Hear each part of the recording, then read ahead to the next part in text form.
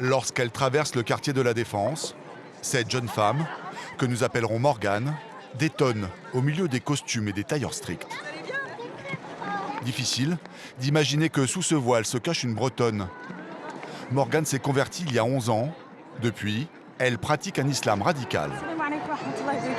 Comment ça va? Quand nous avons débuté ce reportage, Morgane avait un objectif, convertir le plus de femmes possible à l'islam. C'est toi la future sœur de la Oumma. Masha'Allah. Mais au fur et à mesure du tournage, son objectif a changé. Elle voulait partir faire la guerre en Syrie. Un jour, elle a disparu et n'a plus donné signe de vie.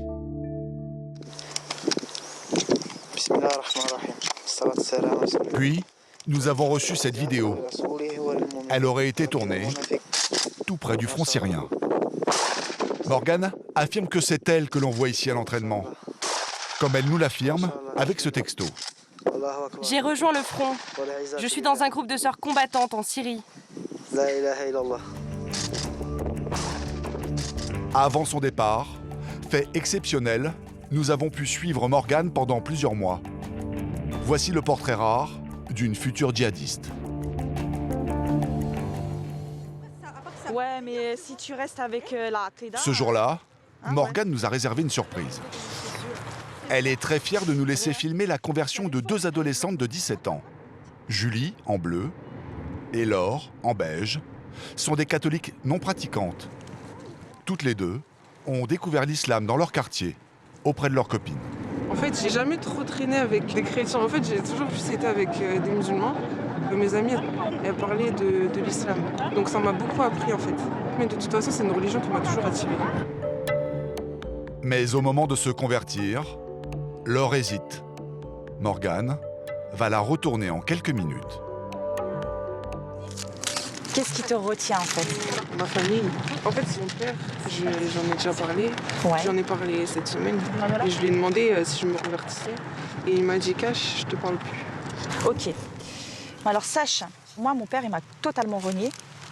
D'accord? Moi, j'ai pas envie que c'est fait ça. Si ton cœur ressent le besoin, dis-le. C'est pas tes parents qui doivent être une barrière, sincèrement. Après, la prière, tu peux la faire en cachette de tes parents. Donc c'est pas un souci. C'est ce que je lui ai dit. Parce que l'islam, c'est pas qu'une religion. C'est beaucoup. Non, pleure pas. J'ai pleuré, moi. Morgane y place de l'émotion. Tout le monde sourit. Mais bizarrement, dans le groupe, personne ne relève qu'elle la pousse à mentir à ses parents. Finalement, Laure saute le pas. Tu te sens prête ou pas? T'as déjà choisi un prénom musulman? Alia. Alia? D'accord, Alia.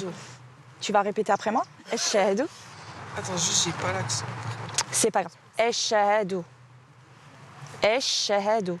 Eshahadu. La La ilaha illallah. ilaha Muhammad Muhammad Rasulullah.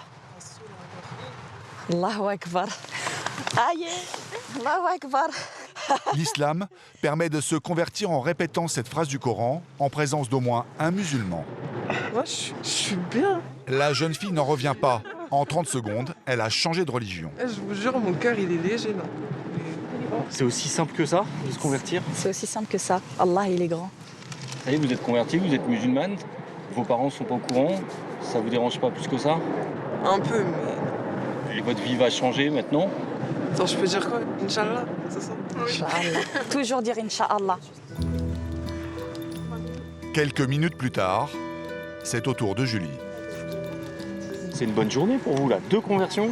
Allahu Akbar. C'est pas moi, c'est Allah qui l'a voulu. Ces images, nous les avons montrées à un fervent défenseur d'un islam tolérant. On reprend avec réponse en rafale. Ouais. C'est du direct, Imam Abdelali. Hein, L'imam Abdelali Mamoun combat l'extrémisme. Il intervient régulièrement sur une radio où il répond aux questions des musulmans. Merci pour ton excellent accueil, Philippe, comme tous les vendredis. C'est le moment où vous posez toutes les questions que vous avez à l'imam Abdelali Mamoun. L'imam a remarqué que les convertis étaient souvent les plus durs. L'imam Abdelali Ali qui nous appelle. Il peut y avoir une radicalisation au sein de ces nouveaux convertis qui n'ont pas été accompagnés par les bonnes personnes, et notamment par les imams compétents, les imams qui ont la connaissance religieuse. Effectivement, ceux qui se radicalisent, c'est souvent des gens qui ont très peu de culture générale et encore moins de culture musulmane. T'as déjà choisi un prénom musulman? Alia. Alia? D'accord, Alia. Masha'Allah. Alia. D'accord, Alia. Tu vas répéter après moi? Un prénom musulman. Voilà quoi, un prénom musulman, ça n'existe pas. Il n'y a pas de prénom musulman en islam. Je peux très bien garder le prénom de Caroline, Cécilia ou je ne sais quoi. Je ne suis pas obligé. Non, bien sûr que non. Un musulman n'a pas à s'arabiser. Ça montre bien que même l'animatrice ne connaît rien à la religion. Ça ressemble à vraiment une secte gourou. On est un peu dans le discours du gourou qui manipule ses adeptes. C'est dangereux tout ça. Dangereux pour ces deux nouvelles converties. Car Morgane n'est pas n'importe qui. La justice accuse la Bretonne de soutenir certains groupes islamistes.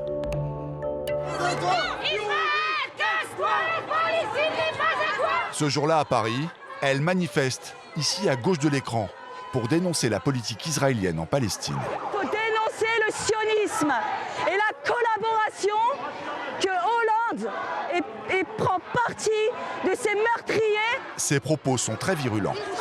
Un sale sioniste là, qu'il brûle. Assassin! Pour éviter tout débordement, Morgane et son groupe sont relégués en queue de cortège.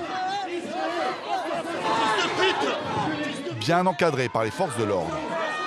Ses relations avec les extrémistes lui ont valu pas mal d'ennuis, notamment avec la justice. Elle est poursuivie pour ses liens étroits avec Forçat Nalisa, un groupe radical, aujourd'hui dissous par le ministère de l'Intérieur. Il prônait ouvertement la lutte armée en France. Soupçonnée de vouloir prendre les armes elle aussi, Morgane est arrêtée. Elle devait être jugée dans l'année. Comment cette jeune Bretonne de 29 ans a-t-elle pu tomber dans l'islamisme le plus radical?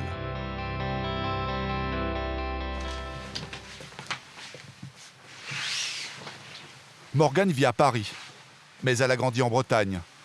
Son père et sa mère étaient fonctionnaires et laïcs. Petite, elle n'a jamais manqué de rien. Voilà, j'étais toute petite, là j'avais 5 ans. Ça je sais, j'étais en grande section, c'était à ma kermesse. Et là, ça a été... Vous aviez quel âge là? 15 ans. Là, j'étais très triste. J'étais très très triste. À cette époque, Morgane vit une déception sentimentale. Elle cherche alors du réconfort en se tournant vers Dieu. Après avoir lu la Bible et la Torah, c'est le Coran qui retient son attention. Mais elle ne se convertit pas de suite.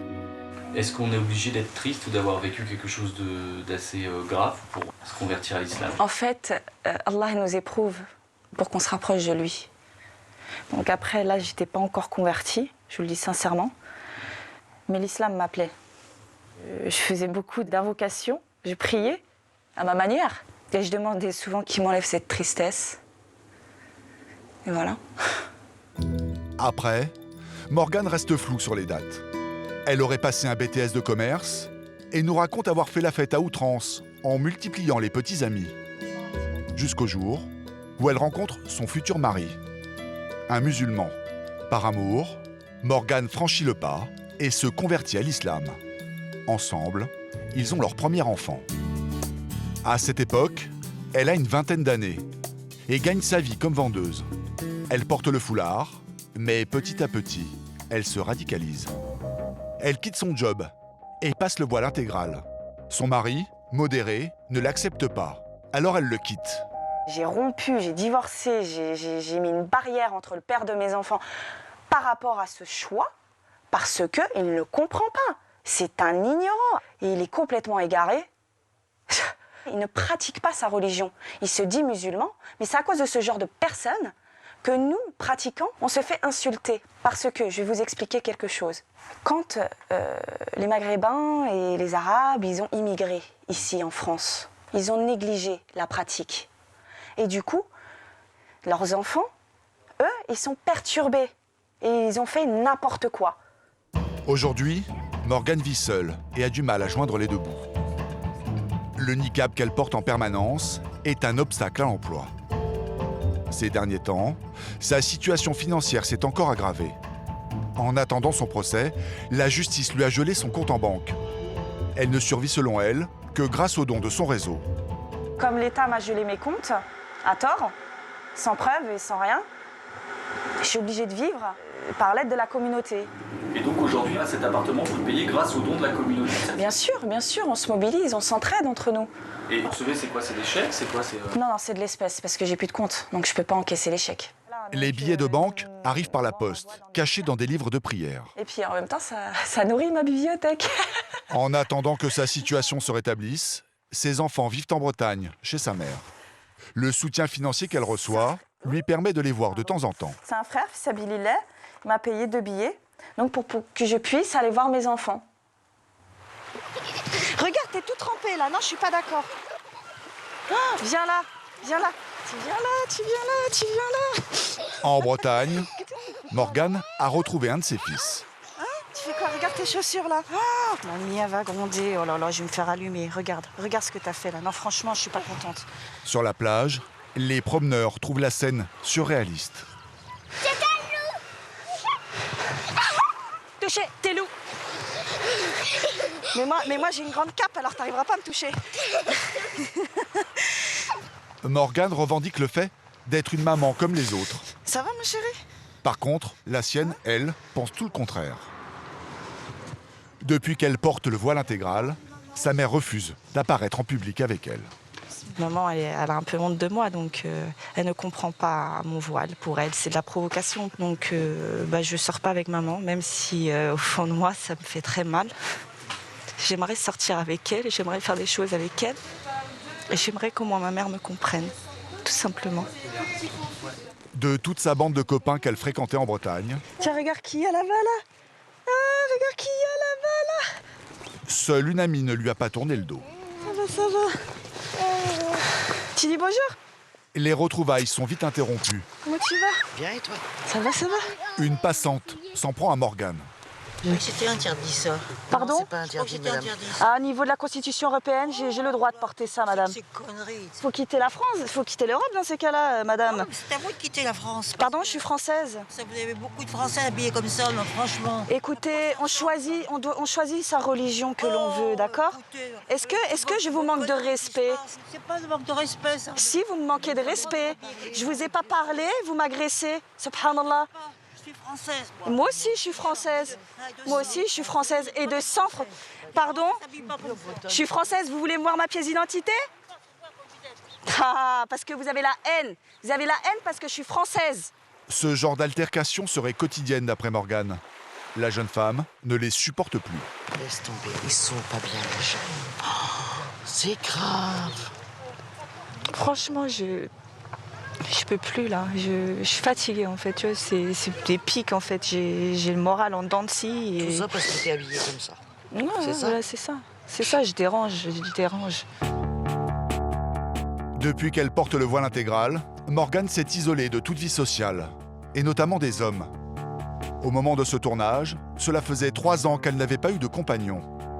Pour lutter contre ses pulsions, un frère lui a donné un conseil plutôt extrême. Tu vas toujours faire ton accident ou quoi? Bah, je t'ai dit un petit peu mon point de vue. Je t'ai dit que c'était honorable par rapport à l'islam. Ce qui est honorable, c'est d'enlever le bout, juste le bout, 1 millimètre. Non, c'est tout. Fais pas ça. Vous envisagez de vous faire accidenter, c'est vrai? J'avais envisagé, oui, parce que j'arrive pas à me marier, tout ça, et que voilà, qu'on est des êtres humains. Nous avons montré cette séquence à l'imam Abdelali Mamoun. Je trouve ça lamentable. Je trouve ça tout simplement lamentable. Et l'islam n'interdit pas aux femmes d'avoir du plaisir. Tout simplement, et il demande qu'il se fasse dans les règles de l'art, c'est-à-dire le mariage. Mais pourquoi se priver de ce plaisir? Il n'y a pas de texte dans le Coran, ni dans la Sunna, du moins authentique, qui autorise, même qui encourage l'excision. L'imam nous indique aussi que Morgane se trompe sur le port du voile intégral. À aucun moment, il n'est écrit dans le Coran qu'une femme est obligée de se cacher le visage. Verset 31 de la sourate La Lumière, dans lequel Dieu dit « Dis aux croyantes de baisser leur regard, de garder leur chasteté et de ne montrer de leur atour que ce qui en paraît, et qu'elles rabattent leur voile sur leur poitrine. Si moi, je veux te donner une prescription si importante aux femmes que de dire cacher leur visage, je leur dis cachez votre visage. Mais il n'y a rien qui va dans ce sens-là, ni dans le Coran, ni dans la tradition prophétique. Aujourd'hui, c'est le voile, demain, c'est l'excision, après-demain, c'est quoi? C'est quoi après? C'est vrai, il a raison. Moi, je ne me vois pas comme une extrémiste. Je me vois comme une femme croyante, une femme qui a envie que les gens tolèrent. Depuis qu'elle est en Syrie, Morgane nous dit avoir trouvé enfin sa place. Elle se serait même mariée avec cet homme, un combattant français, converti comme elle. Et le Moudjahid est celui qui se bat pour que la parole d'Allah soit la plus haute. Avant de partir, Morgane a confié ses 2 enfants à sa mère en Bretagne. C'est avec un faux passeport et habillée comme Madame Tout-le-Monde qu'elle a franchi toutes les frontières. Difficile d'imaginer que cette jeune femme coquette est prête à mourir, comme elle l'écrit dans l'un de ses derniers textos. Si mon mari tombe, je ferai une opération martyr, ici, en Syrie.